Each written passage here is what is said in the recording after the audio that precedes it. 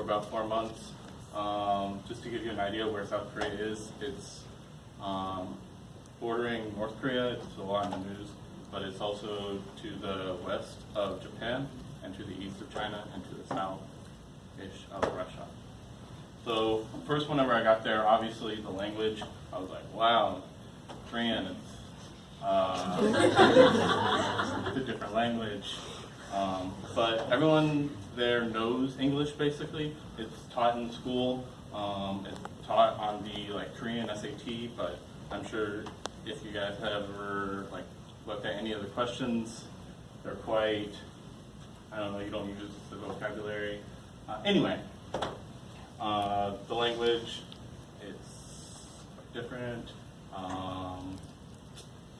But I know some basic Korean. It's nice to know whenever you go to a country and you know some of the basic vocabulary and you use that basic vocabulary, people are more understanding of you and are willing to help you because you're putting in the work to learn their language. So they'll help you a little bit more. The next is hierarchy. There's a large amount of patriarchy in the, we have it here, that's right. So up here, the ruler, husband, elderly, and parent, those are the top, and then underneath is the wife and the subject and young and child. That's also in a company, so if you go into a company, there's not that much diversity like there is in the United States, so there's usually just all Korean.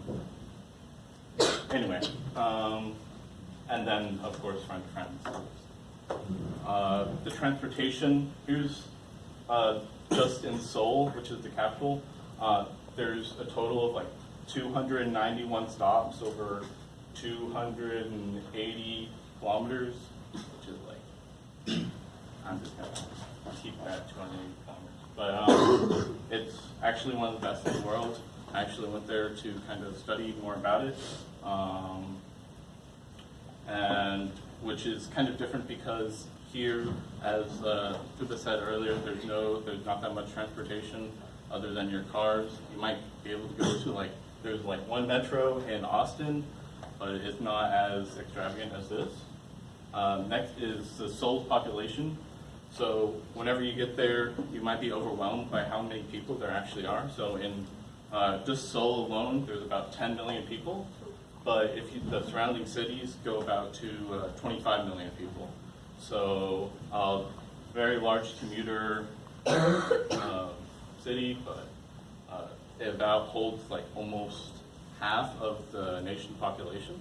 So next is the food. It's up there. It's basically comprised of a bunch of side dishes and then one main dish. You might go to Korean barbecue, but that's not really that much compared to a whole lot of different other foods there. And then next is the Korean wave, which is a Korean Hallyu, and down at the bottom is a picture of BTS, and obviously they're getting a lot larger.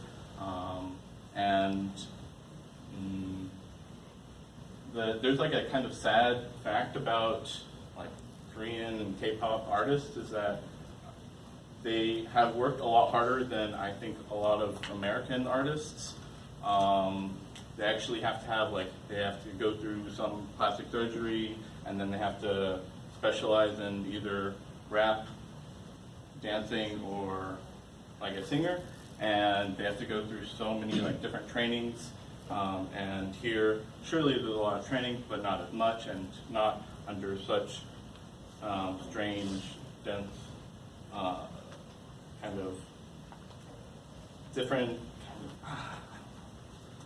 And then finally, it's just technology. So all along these subways, there's actually maybe 2 or 3 Wi-Fi routers on each car, and it's just so much over what we have here. Is just we might have we just got Wi-Fi here, really kind of good Wi-Fi, but I guess we haven't really noticed it.